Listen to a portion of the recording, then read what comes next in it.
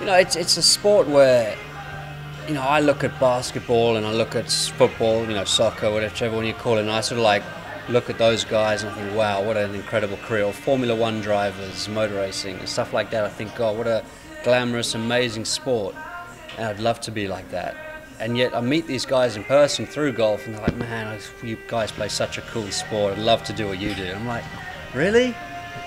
Which kind of makes you appreciate golf, I suppose. I think, and what other sportsmen, especially team guys who play in teams, I think what they love about golf is the individuality of it, and just being out there on your own and having no one else to blame, no one else to rely on. You just, the buck stops with you, and you're accountable for everything. So that is the coolest thing about golf, really, is you are your own boss.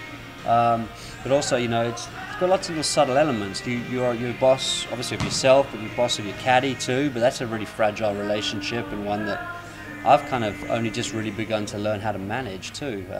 It's always been quite weird for me, going off on a tangent here, but being young and always employing people older than myself, it's kind of a strange relation. Being the boss is generally your seniority and generally you're older and wiser. But for me, it was as a 17, 18, 21, 22-year-old employing guys with 30, 35 and been in the job 20 years.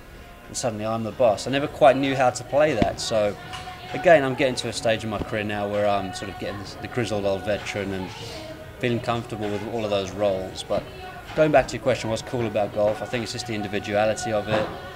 And I think it's just being out there in beautiful surroundings all the time. And it's easy to take that for granted, but we do play fantastic golf courses, generally in the sunshine.